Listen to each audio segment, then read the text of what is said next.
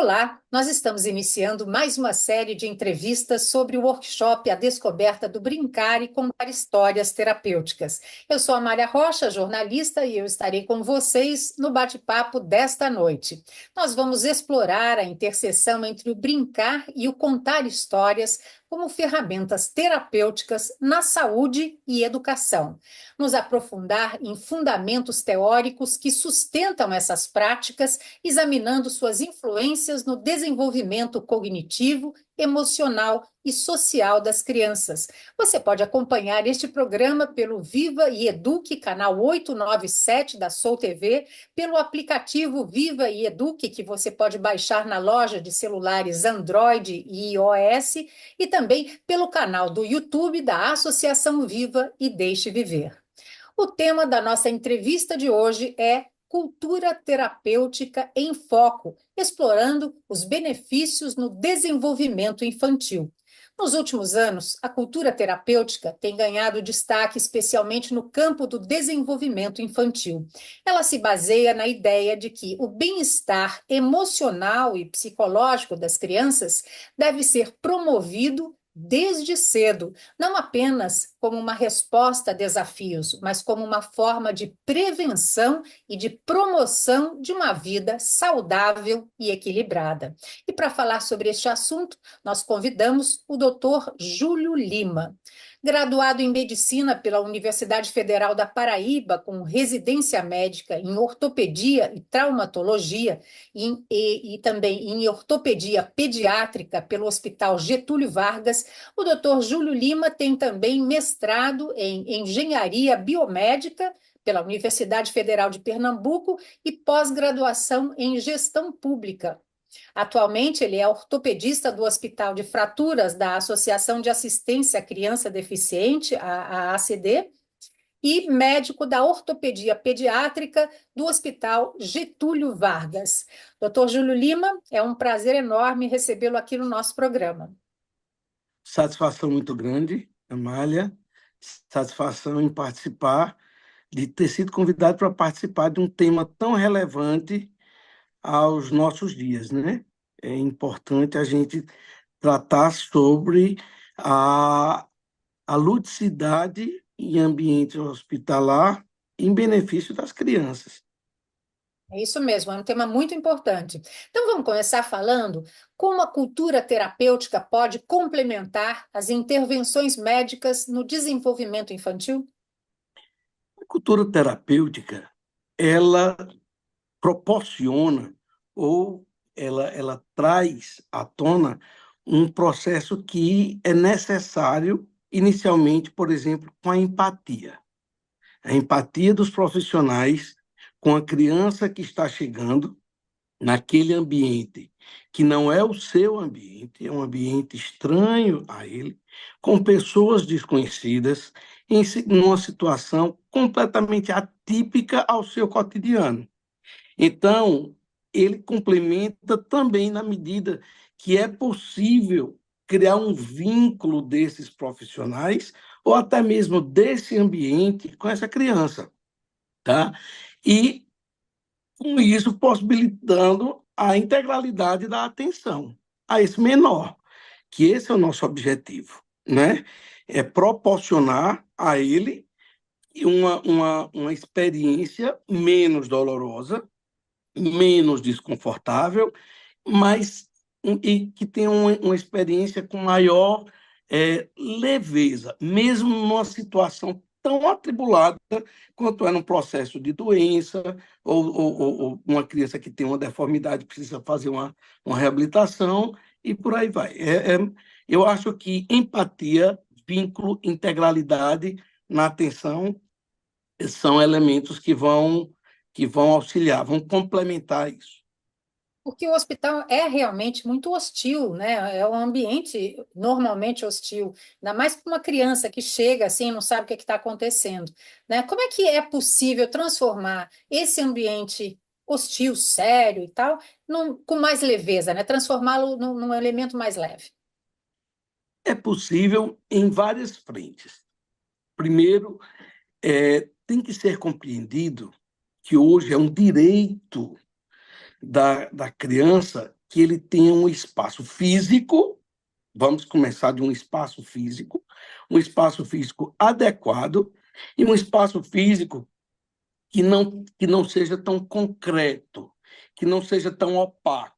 Um espaço físico com cores, com gravuras e com algo que lhe traga bem-estar naquele momento ou naquele ambiente. Tá? Também há profissionais preparados para lidar com a criança naquela situação. A criança, a princípio, ela vai ser hostil, na, porque ela vai imaginar que ela já está sentindo dor e que ela vai passar por determinados procedimentos ou intervenções que vão lhe causar dor, né? Então, é trazer elementos, seja o ambiente físico, seja com brinquedos, seja com texturas, com formas, panos, que transformem uma experiência que habitualmente é desconfortável, mas que seja até determinados procedimentos que pareçam muito desconfortáveis. Estudos mostram, tem um estudo interessante feito em São Paulo, em que uma situação que era a colher sangue, que para um adulto é estressante, imagina para uma criança. Quando ele imagina, e aí foram 54 crianças foram avaliadas, e das quais 34 estavam no espaço lúdico para colher o sangue, e os outros não estavam no espaço comum. E foi observado cortisol. Cortisol é um hormônio do estresse. Observado o nível de cortisol dessas crianças, daquelas que estavam no espaço lúdico e daquelas que não estavam no espaço lúdico. Pois bem, verificou-se que o nível de estresse das crianças que estavam no espaço lúdico era consideravelmente menor pela própria questão do ambiente. Então, quando eu associo o ambiente a situações como que eu falei, profissionais preparados e texturas, formas, cores, panos, isso, de fato, a gente vai ter uma melhor experiência desse menor. Então, a cultura terapêutica ela pode ser aplicada em hospitais de diversas formas, utilizando elementos culturais, artísticos, para complementar esses cuidados médicos, né? E isso é possível, então, dessa forma, promover o bem-estar emocional, social e físico dos pacientes, especialmente das crianças? Sim, olha, nós temos, por exemplo, o próprio Viver e Deixar Viver, os contadores de história, a música, os murais que crianças podem fazer, os brincantes, tá? É, é, que levam brincadeiras. Por muito tempo, por muito tempo, as crianças foram vistas como mini adultos, adultos miniaturas. Criança trabalhava cedo, criança tinha que engolir choro, criança tinha que se comportar, ter o comportamento de adulto, por muito tempo. Então, hoje, a visão é que criança é criança. E criança precisa ser criança. Criança precisa ter o espaço de criança, sabe? Então, quando ele tem um brincante, alguém que chega e traz alegria, conta uma história que estimula o seu desenvolvimento cognitivo, o aprendizado, novos vocábulos e enriquecendo seu vocabulário, expressões corporais. Tudo isso leva um enriquecimento para essa criança em ambientes que parecia alguém poderia dizer, isso é para a escola. É também para a escola. E é também para o hospital. Uhum. Vamos falar um pouquinho mais da contação de histórias, né? Eu Culturais, adoro. então, nos Eu hospitais. sou fã. Então, fala um pouquinho, de acordo com a sua experiência, assim, o impacto de uma história bem contada num paciente internado, né? O que Olha, que O que pode modificar essa criança? Quer dizer, isso ajuda no tratamento, na recuperação, se tem recuperação? Total, total.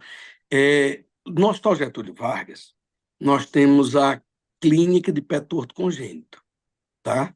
Então, nós temos a ortopedia pediátrica como um todo, onde são tratadas todas as patologias da ortopedia pediátrica, e nós temos uma clínica de pé torto que a gente aplica o método Ponseti. Bom, e nós temos as 4 festas do ano, por exemplo. A gente faz Carnaval, faz São João, faz Dia das Crianças e faz Natal. Isso fora as, vamos dizer, as atividades cotidianas. Mas eu quero focar nessas 4 festas. E vão sempre contadores de história. Isso é uma questão que eu gosto. Na minha infância, foi importantíssimo eu ter alguém que contasse história. E aí os contadores de história, quando eles chegam, geralmente as crianças, quando eles estão na sala de espera e têm o contato com os contadores de história, eles já chegam descontraídos para a consulta, porque eles chegam contando a história, eles chegam falando da personagem, eles chegam falando do que a personagem contava, sabe? Ou quando a gente se equivoca, aí ele fala, não, doutor, o tio, aí fala o nome da personagem, disse que era para ser desse jeito. Aí você, tá, realmente. Então, eles vão e eles trazem para você uma perspectiva de tentar passar para você, ele ensinar o que ele aprendeu ali fora, sabe? De, de, de compartilhar. Então, a história, ela tem o dom de levar a criança para um ambiente onde ele tem ele se nutre de autoestima, sabe? Ele se empodera, ele cria coragem para aquele personagem que era o personagem forte, que era o personagem legal, que era o personagem alegre, que era o personagem feliz, que era o personagem que ajudava, que era o personagem que tinha coragem, que era o personagem o gesso era, por exemplo, existe uma órtesezinha que a gente utiliza, que as crianças ficam com os pezinhos 75 graus abertos, uma órtese abdutora. Eles dizem que é o patins, o skate deles. Então, tem toda... E isso vem muito do contador de história, sabe? O contador de história, ele tem o poder e ele tem no meu entender, é o poder mesmo, isso é um poder de chegar para a criança e tornar essa criança alguém forte, de acordo com as personagens, ou alguém alegre, ou alguém feliz, ou alguém que ri, sabe? Então, isso é a grande beleza do contador de história, sabe? E acaba auxiliando nesse fortalecimento emocional durante o tratamento, não é? Total. O tratamento, a criança, quando eu sempre digo para as mães, quando seus filhos colocarem gesso, pintem o gesso, deixem eles riscarem, deixem os coleguinhas escreverem, sabe? Dê pincel, deixe. Mas, doutor, deixe ele fazer, ele criar, ele imaginar aquilo ali como algo temporário, necessário, mas que não precisa ter a rigidez que de fato tem, sabe? Então, quando os pais, muitas vezes, a maior dificuldade de entrar nessa história, porque a criança entra na história naturalmente, né? O ser humano, ele busca o lúdico desde a sua existência, né? Então, isso é algo nosso. Perder isso é que se torna algo moderno, né? Você perder a alegria. Se você quer ser um adulto feliz, mantenha a conexão com a criança que você foi. Então, muitas vezes, A criança quer fazer, quer replicar, e os pais têm uma certa rigidez. Por vezes, o nosso trabalho tem que ser maior com os pais do que com as próprias crianças, sabe? Que acabam lidando de boa com algumas situações. Uhum. E aí, a gente tem que comentar isso também com os pais. Uhum. E a arte-terapia também ajuda no fortalecimento aí da identidade cultural dessas crianças enquanto estão lidando com o tratamento?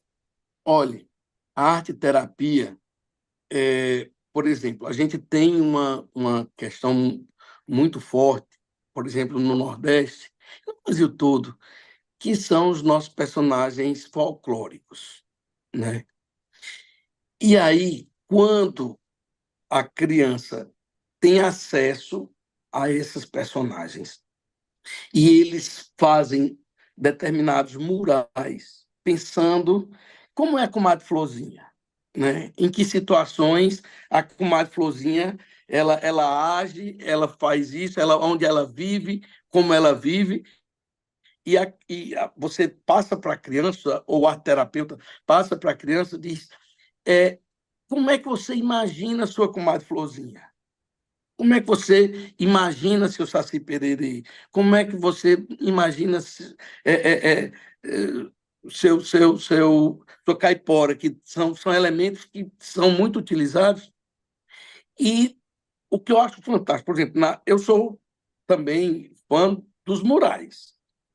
A, o arteterapeuta, ele orienta, indica os caminhos e a criança cria. Eu recebo tantos desenhos. Uma vez uma mãe me entregou um desenho de um paciente meu, aí ele tinha eu e todos os colegas e o ambiente que ele imaginava. Muito, muito gostoso. Numa outra situação, a mãe chega para mim e diz: doutor, meu filho ontem estava brincando com a irmã dele, dizendo: eu sou o doutor Júlio, sente aqui, você vai preste atenção, vai fazer isso, isso. Ele estava consultando a irmã, certo? Fazendo, às vezes, se dizendo doutor Júlio, a maneira como. Então, isso é muito interessante, porque quando a gente pensa que você está examinando a criança, está ali, tal, tal. Mas não, ele está atento, ele está aprendendo, e se ele acha legal, ele vai fazer, Uhum. sabe? Ele vai replicar. Então, e nisso é a terapia, quando o arteterapeuta deixa a criança, orienta e deixa a criança livre, você cria murais fantásticos com aquilo ali, né? E aí, os pais acabam criando assim um espaço terapêutico mais acolhedor para a criança, né? Isso reduz a ansiedade, do paciente. Olhe, a ansiedade reduz ansiedade, reduz dor, reduz desconforto, reduz medo, reduz. É, tudo isso é imaginado da criança, porque o que é que acontece? Uma criança que é rígida, está muito bem, ela está tão saudável que ela é peralta e tem uma fratura. E aí, para ela, a partir daquele momento da fratura, vem a ansiedade, o medo do castigo, o medo do lugar que ela vai, o medo das pessoas que ela vai encontrar, o medo do procedimento que ela vai ser submetido, a insegurança diante de tudo isso, a culpa por ter sofrido uma fratura, né? Poxa, eu sofri uma fratura e agora e sempre vem o que foi, porque você então vem uma culpa e aí a criança chega no ambiente nosológico concreto, com pessoas sérias, com pessoas tudo muito opaco, isso vai ser exacerbado. Vai trazer luz a todos esses sentimentos que a gente falou. No entanto, Se a criança sai de casa com todos esses sentimentos, com esses questionamentos, como é que vai ser? Aonde eu vou? Será que o doutor é bom? Será que o doutor é legal? Será que eu vou tomar injeção? Eu, o medo da mãe ou do pai ali, como é que vai ser? A repreensão. Se eu chorar, eu vou ser repreendido. Eu posso chorar? Eu não posso chorar? E então ele sai de casa com todos esses questionamentos. Imagina o nível de estresse. Se ele chega num ambiente que favoreça esses questionamentos, isso vai ser exacerbado. Mas se ele chega num ambiente onde ele vê cores, pessoas receptivas, um lugar onde ele olhe para o espaço, olhe para as pessoas, e as pessoas olhem para ele no olho, não com olhar de julgamento. Por que você fez isso? Por que você subiu? Mas simplesmente com um acolhimento. Quando a criança é acolhida e ela se vê num ambiente desse, aí todas aqueles sacos pesados da ansiedade, do medo, aquilo vai se soltando aos poucos. A própria expressão corporal da criança melhora. O ombro deixa de estar tão perto um do outro, ele relaxa, ele melhora. Ele levanta a cabeça, sabe? Ele tira o olhar do chão e ele olha para o outro, sabe? Ele consegue até rir, quando imobiliza ali, que está todo imobilizado, ele ri, ele brinca. A gente tem experiências lá no Getúlio Vargas. Olhe, o, o bom de tudo isso é que essas crianças, elas, na verdade, é quem nos ensinam, né? Elas é quem trazem para a gente como, diante de determinadas situações, se eu encontro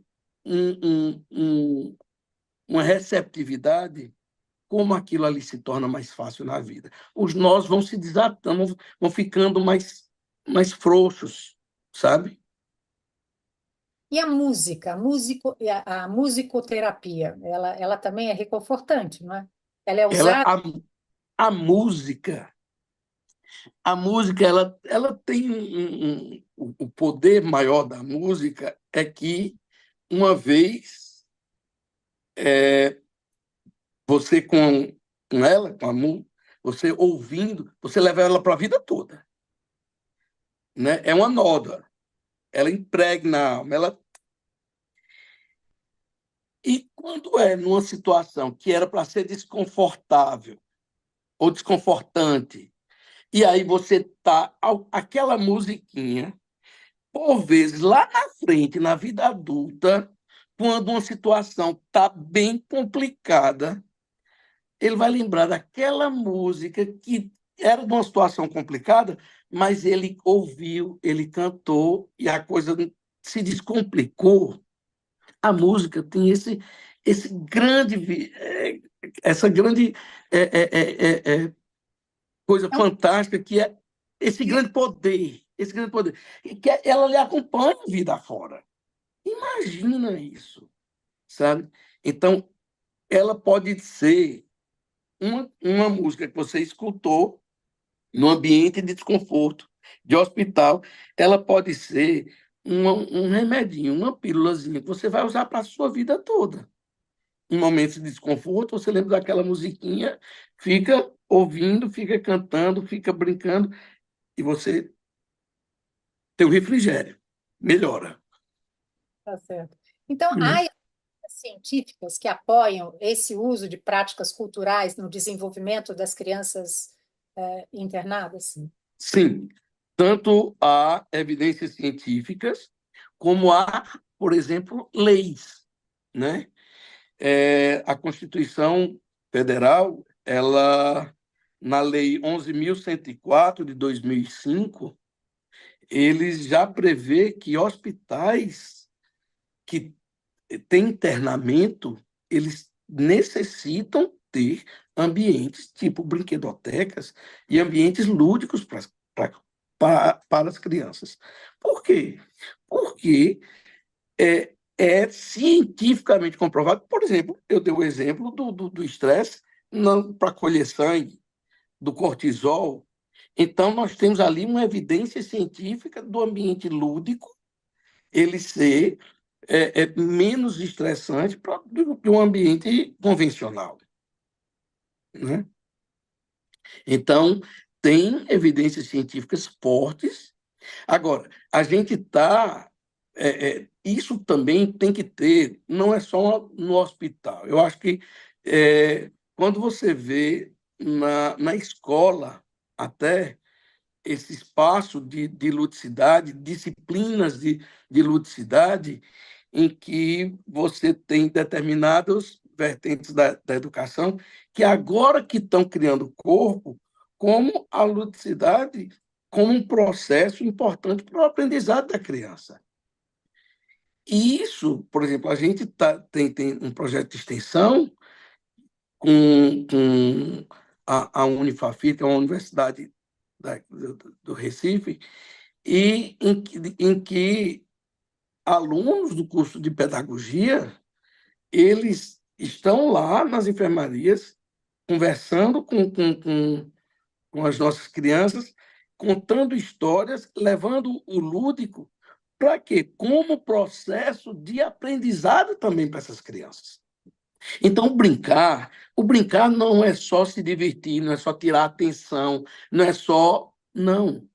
O brincar, ele é educativo, extremamente educativo. Ele conecta neurônios mais fácil, ele tem uma neuroplasticidade que ele favorece a uma neuroplasticidade. Ele favorece ao desenvolvimento da criança. Olha, o desenvolvimento intelectual, ele é muito dependente do desenvolvimento motor. Por exemplo, uma criança, ela só vai conseguir explorar um ambiente se ele sustentar o pescoço.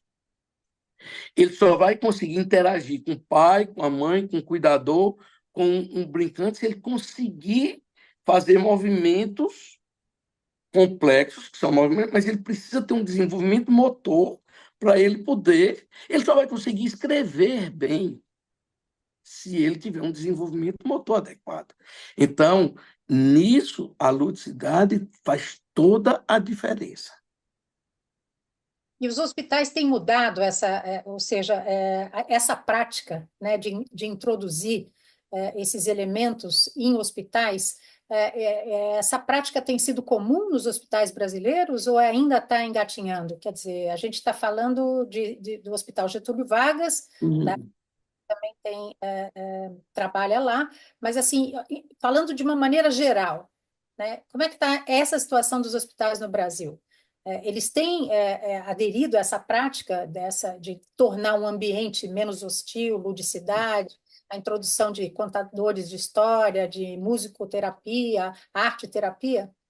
Como é que... É, de maneira precisa, eu não tenho como te responder, porque eu não tenho conhecimento da vivência da maioria ou não vi trabalho específico a esse respeito. Mas a minha percepção, vou falar da minha percepção.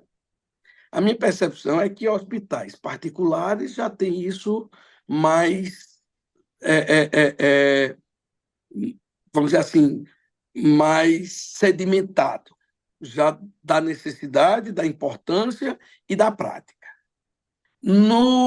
Na questão dos hospitais públicos, eu, eu entendo que existe o entendimento da necessidade,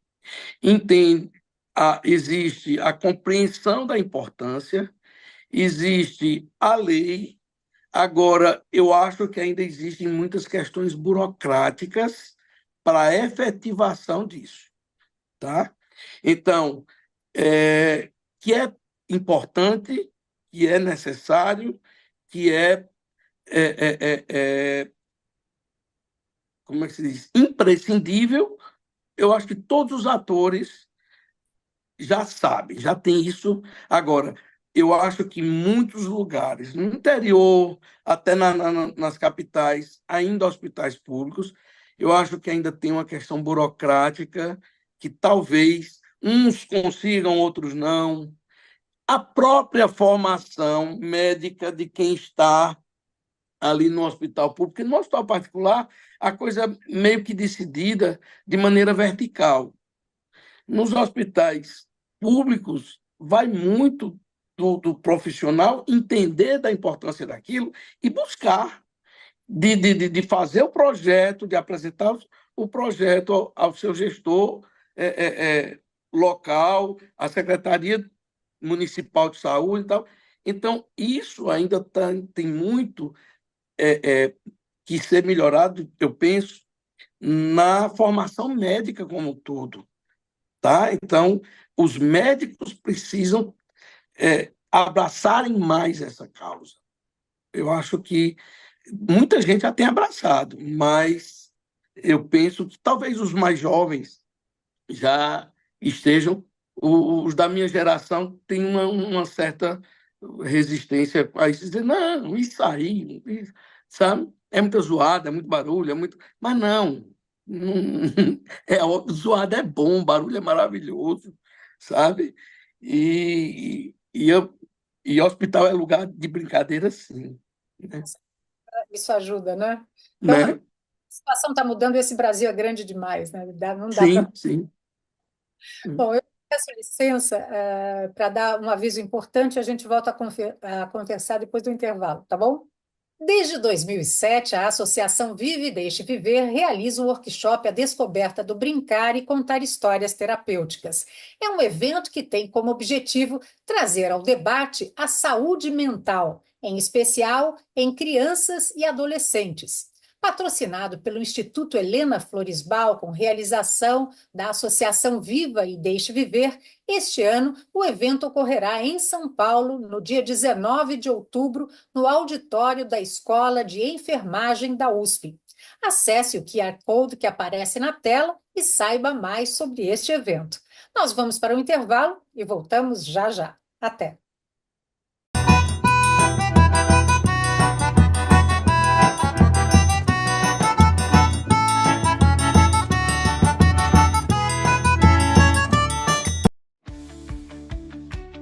A melhor história é aquela que se aprende contando. Seja um apoiador da associação Viva e Deixe Viver.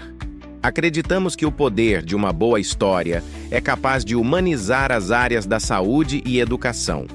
Acesse o nosso site e venha promover o hábito da leitura, cultura, lúdico e criativo. Colabore com quem promove essas atividades desde 1997. Nós voltamos com um programa de entrevistas sobre o workshop A Descoberta do Brincar e Contar Histórias Terapêuticas. Nós estamos conversando hoje com o Dr. Júlio Lima, médico da ortopedia pediátrica do Hospital Getúlio Vargas. Dr. Júlio, quais são as implicações a longo prazo para o desenvolvimento infantil quando se integra a cultura terapêutica com práticas médicas tradicionais? Olhe, há um benefício, no meu entender, importantíssimo e absurdo. Por quê?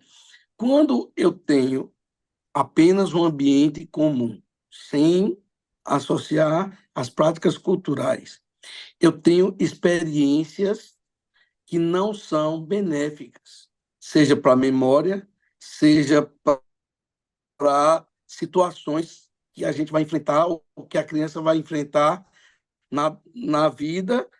Então, ele replica desconfortos, ou ele rememoriza desconfortos.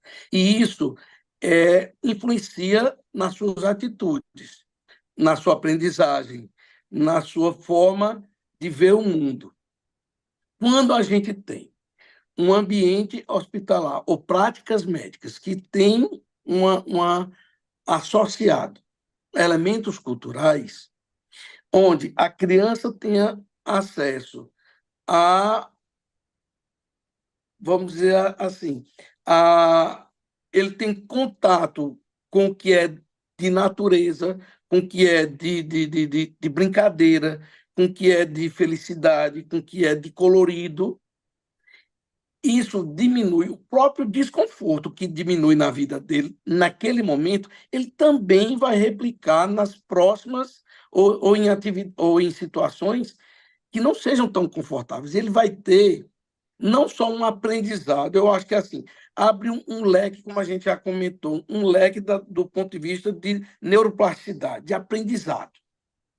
A criança aprende, mas não só aprende o que questões daquele momento, ele aprende também a lidar com o desconforto.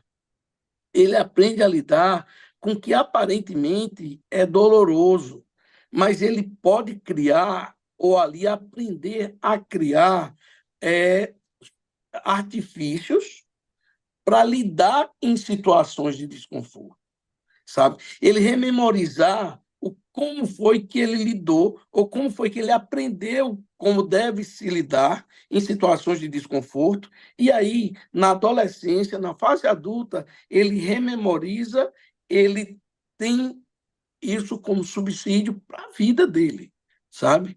Então, a prática médica associada à cultura, às questões culturais, ela dá principalmente subsídio para a criança se tornar um adulto mais, vamos dizer assim, mais confiante. Vamos falar um pouquinho sobre crianças que enfrentam longos períodos de tratamento. Isso é mais complicado. Eu lhe pergunto de que maneira a inclusão de valores e tradições culturais no tratamento pode ajudar na saúde mental dessas crianças que ficam internadas. Perfeito. Crianças que vamos lá, crianças mal formadas, que nascem com uma malformação, crianças que, porventura, passam a sofrem uma amputação e vão conviver com essa deficiência o restante da vida, crianças que vão ter que ser submetidas a tratamentos muito longos. A primeira questão que deve ser considerada, ou que é importante, é que essa criança ela se entenda na sua integralidade, ela se perceba na sua integralidade, da sua importância enquanto ser humano. Tá? Então, que não é aquela deficiência que vai defini-la. Aquela deficiência faz parte da vida, ou aquela patologia faz parte da vida dela, mas ela não é a vida dela. E que além daquilo ali, além daquela deficiência, além daquela patologia, ela tem um leque de situações, de possibilidades, de valores, de situações mesmo onde ela pode exercer ou ser um ser humano na sua maior integralidade, sabe? Então, a primeira coisa é isso, a criança entender que aquela deficiência ou patologia, ela não a define, ela faz parte de sua vida, ponto. E que, além disso, ela tem um leque imenso de situações onde ela pode avançar.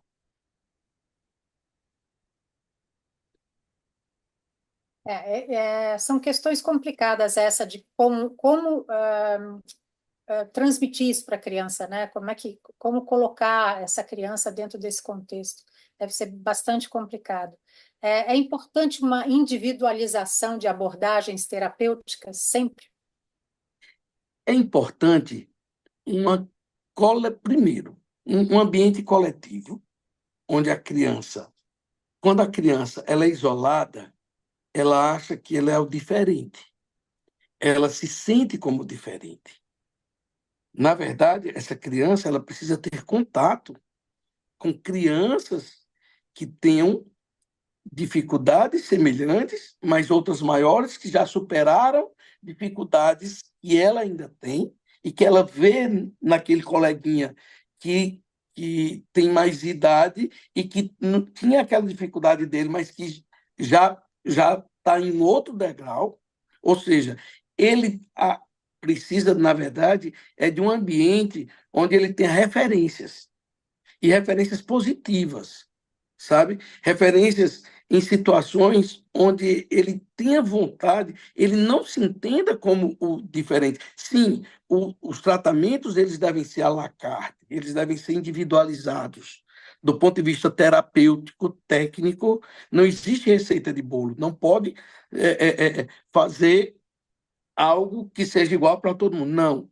Ali, nas questões técnicas, sim, é individualizado, é paciente a paciente, situação a situação. Mas essas crianças jamais, jamais podem ou devem ser isoladas. Elas têm que ter um ambiente coletivo onde ela tem boas referências, situações onde ela se inspire para que ela possa ter vontade mesmo, sabe, de ter autossuperação, de ter. Outro dia, chegou aqui no meu consultório uma criança e ele tem uma amputação congênita dos 4 membros. E ele já com 7 anos, 7, 8 anos. Ele chegou na cadeira de rodas e tinha, a porta estava aberta e um outro coleguinha que tinha uma amputação dos 2 membros inferiores estava também noutra cadeira de roda. Esse garoto, dos 4 membros, ele saiu da cadeira, pulou numa agilidade para a mesa de avaliação. Da mesa de avaliação, o que ele fez, como ele. Eu me impressionei, ficou a olhos vistos que eu fiquei impressionado. O garoto que estava perto, a mãe dele disse que o garoto parou, puxaram pela mão e esperou para ver o outro que estava sendo consultado. Aí ele olhou para a mãe e disse: Mãe, ele faz tudo aquilo. Entendeu? Então, assim, é uma inspiração.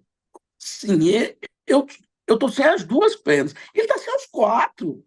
Ele está sem os braços, sem as pernas, e ele faz coisas que talvez o outro tivesse medo de fazer, tivesse receio, ou não se sentisse encorajado a. Tem uma experiência positiva? Estarem mais integrados mesmo, né? Integrados. Isso é importantíssimo. Né? Vamos falar um pouquinho dessa experiência no Hospital Getúlio Vargas, né? Na ACD, eu sei que o senhor trabalha, mas também não só com crianças, né? Não tanto com. Isso, isso.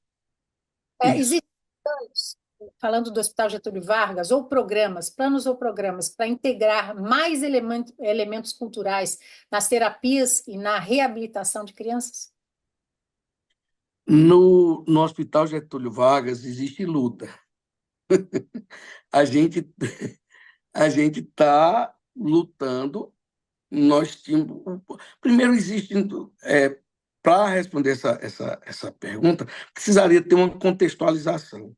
O hospital passou por uma questão estrutural mesmo, uma questão física, onde nós tínhamos um espaço que era um andar quase todo, maravilhoso. Nós tínhamos uma brinquedoteca toda montada com brinquedos, material de utilização diária, e murais, e fazíamos um salão maravilhoso, onde nós fazíamos brincadeiras, TVs e jogos eletrônicos. E por conta dessa questão estrutural, física do hospital, a gente foi para um espaço extremamente humilde, sem nada disso. Né? Então, a gente tem a coisa ficou a arte verbal, ficou o contar história, ficou a música, ficaram essas expressões de arte-terapia. E os demais a gente acabou perdendo, esperamos que temporariamente. Né? Esperamos também. Bem, peço licença mais uma vez, agora para falar um pouquinho mais sobre a Viva. Tá? A gente volta a conversar depois do intervalo. A Associação Vive e Deixe Viver é uma organização que, desde 1997, desenvolve o seu trabalho em 4 frentes: voluntariado, saúde, educação e cultura. todas as frentes são promovidas a partir da ferramenta milenar de contar histórias. A Viva oferece diversos cursos em formação lúdica e forma voluntários para atuação como contadores de histórias em hospitais. Acesse o site pelo QR Code que aparece aqui e conheça mais sobre essa prestigiada associação. Nós vamos para mais um intervalo e voltamos já já.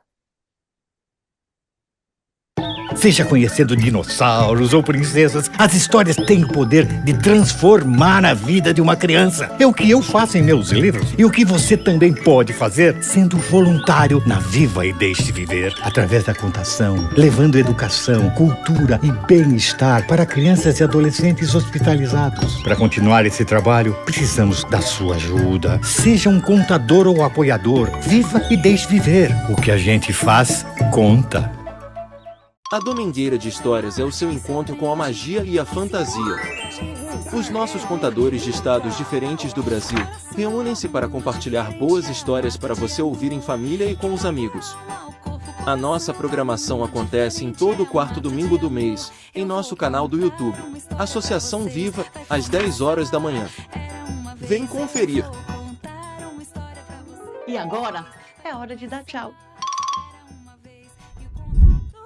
Quero ser, contando as histórias que te fazem feliz. Nós voltamos para o bloco final da nossa entrevista com o Dr. Júlio Lima, ortopedista do Hospital de Fraturas da Associação de Assistência à Criança Deficiente, a ACD, e médico da Ortopedia Pediátrica do Hospital Getúlio Vargas. Dr. Júlio, quais são os desafios práticos para a implementação da cultura terapêutica em um ambiente hospitalar público, onde os recursos são mais limitados? Primeira coisa é vontade política, né?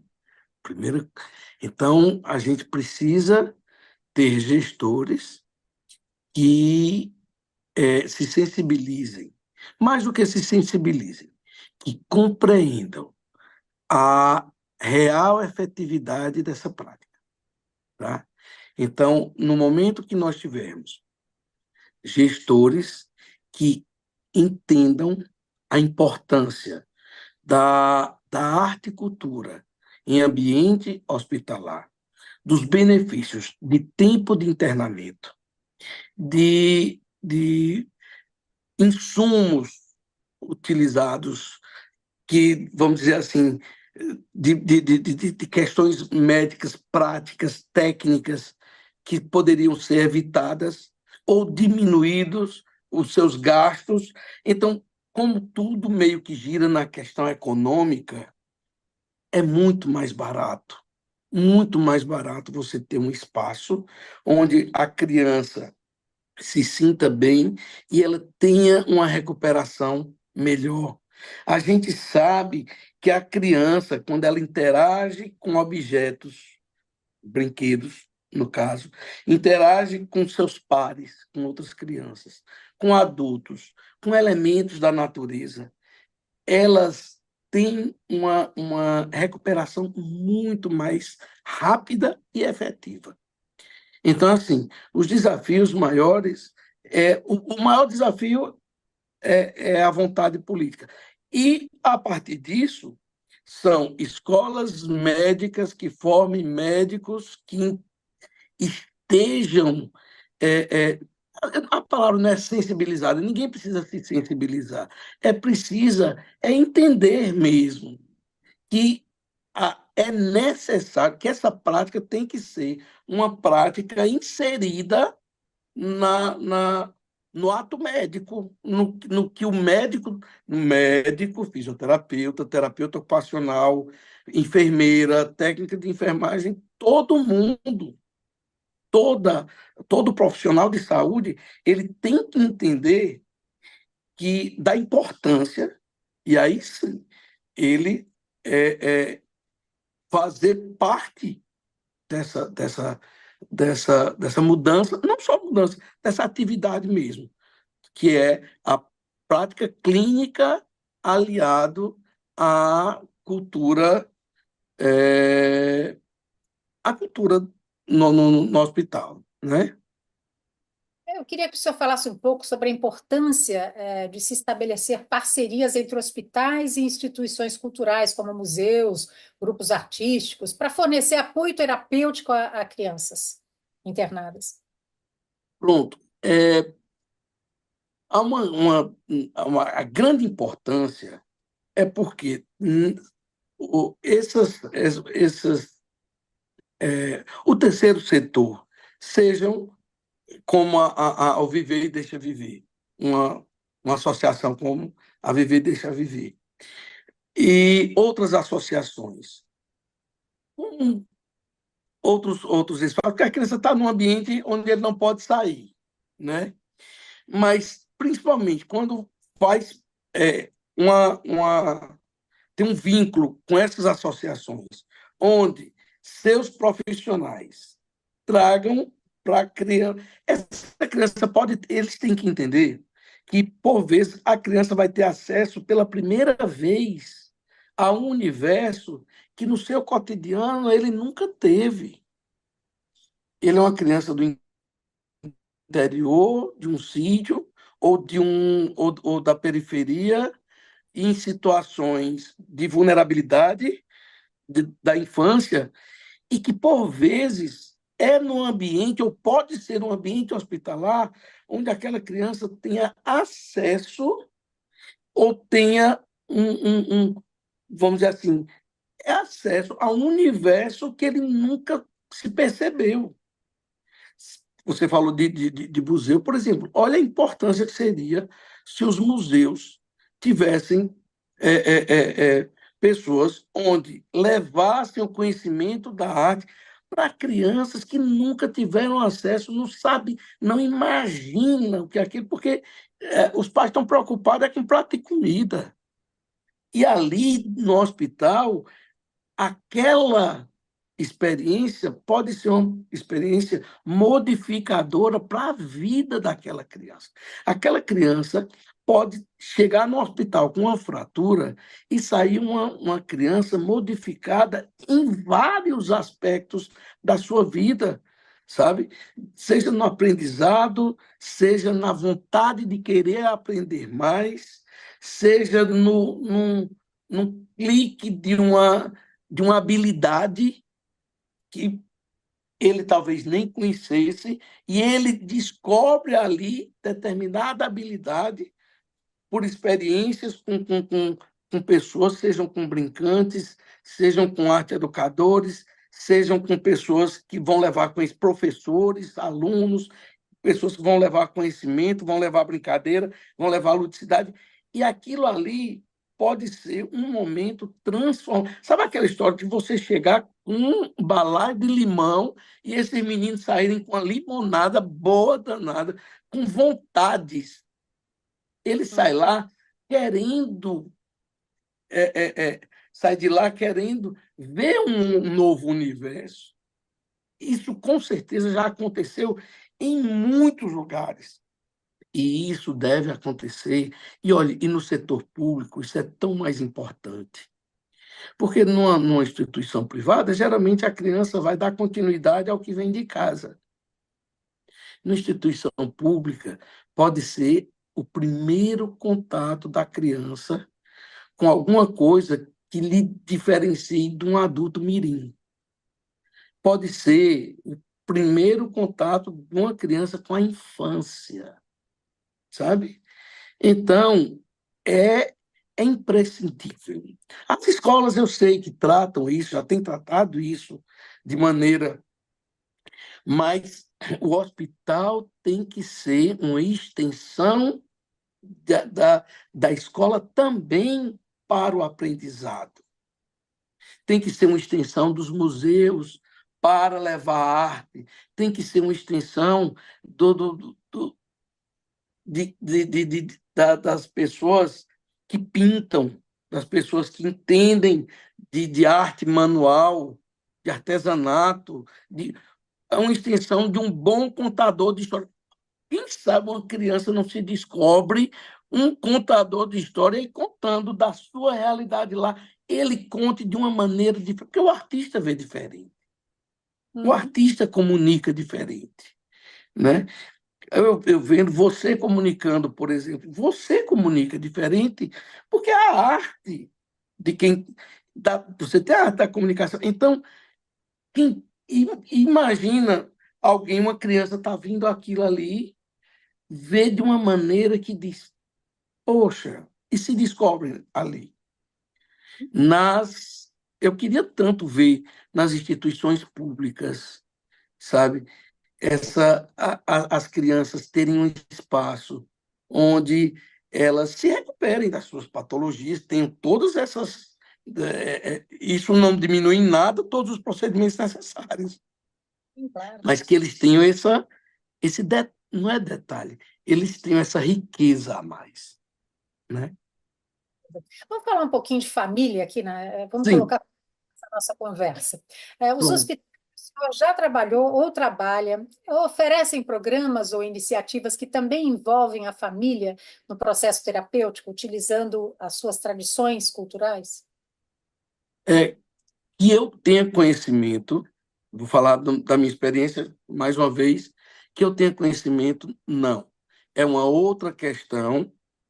A gente está até fazendo uma pesquisa por exemplo, na nossa clínica de pé torto congênito, muitos trabalhos científicos, inúmeros, milhares, centenas, milhares, têm sobre as questões técnicas do pé. Mas aí, uma colega foi e disse: por que é que você já avaliou quais as dificuldades, as agruras, os medos, as ansiedades da família dessa criança, de alguém que está 500 quilômetros e tem que estar semanalmente lá no seu hospital para tratar o filho? Então, aonde é que essas mães, hoje, por exemplo, a partir dela, hoje a gente tem grupos de WhatsApp, por exemplo, onde a gente procura inserir a família nesse contexto, né? Aí onde a gente procura inserir a família no primeiro para trocar experiências com outras. Naquele grupo, mães que descobriram agora que seu filho tem pé torto, vai ter contato com mãe que já fez o tratamento, seu filho está muito bem, e ela vai alguns pudores que ela tem de perguntar ao médico, ou por timidez, ou por não saber se colocar. Tem muitas questões que o paciente não pergunta ao médico, não pergunta à enfermeira, mas que pergunta a outra mãe, sabe?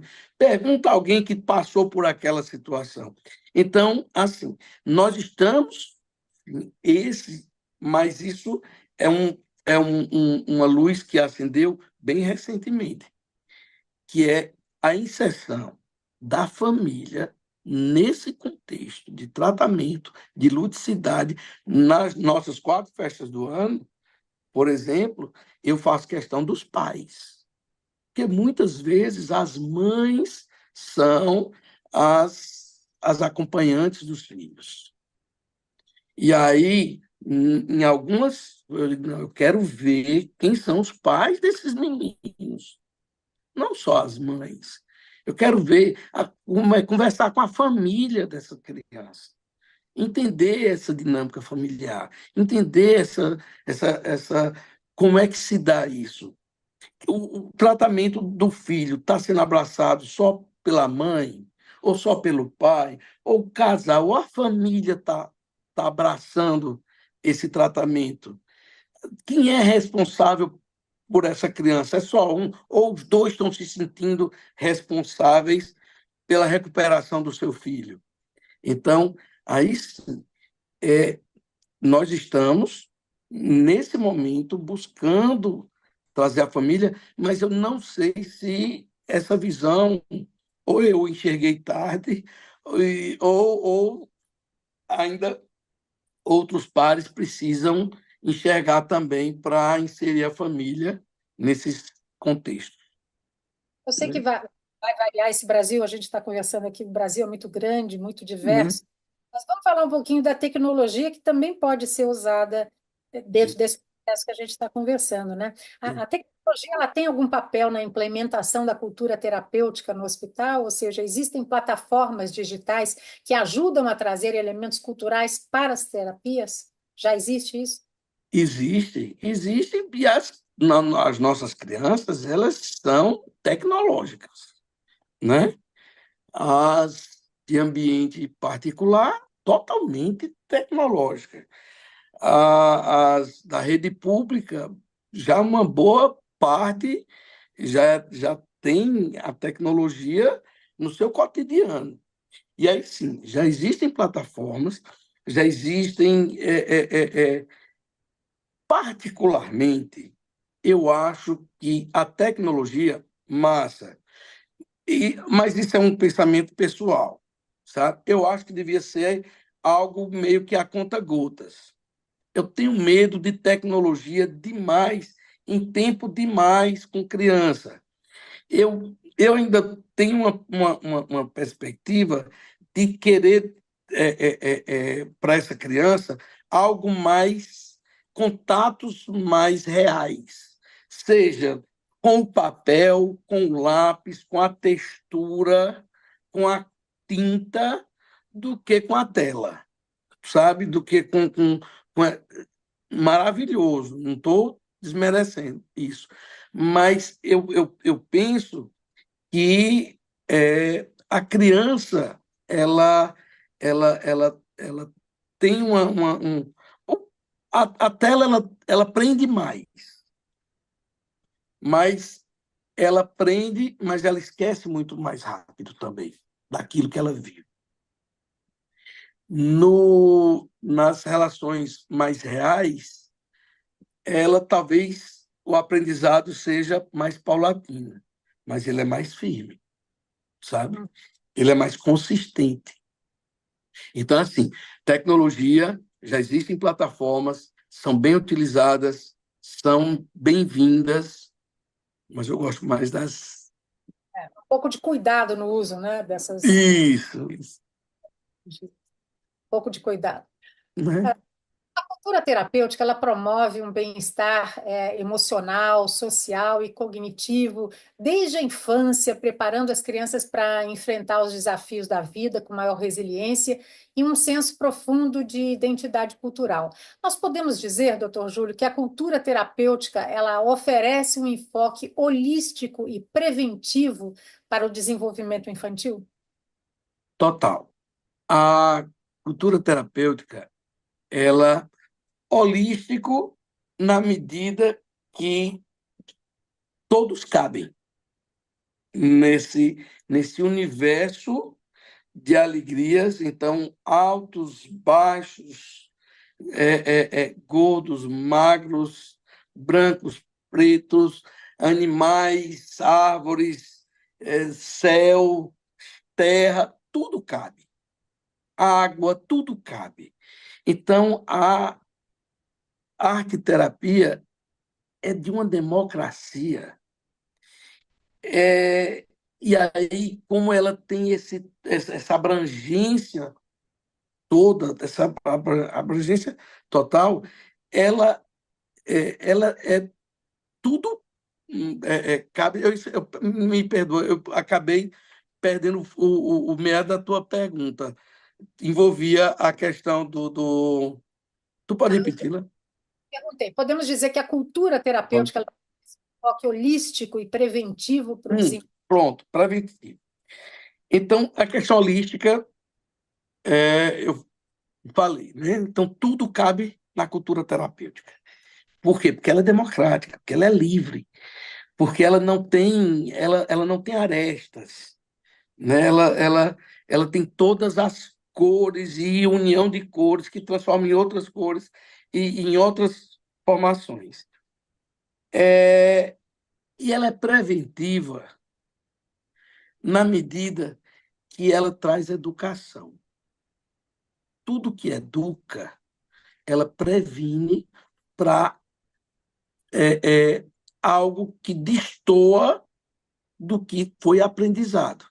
Então, quando eu trago a questão da aprendizagem na arte, Então, eu trago a prevenção, eu trago os cuidados, eu trago as maneiras corretas de lidar com determinadas situações, eu trago o comportamento adequado para determinadas. Então, no aprendizado, eu tenho a prevenção, no leque de possibilidades, eu tenho a formação holística da cultura e terapia.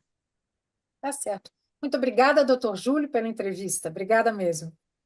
Olha, foi uma satisfação, fiquei muito feliz em falar de um tema que para mim é muito caro, né?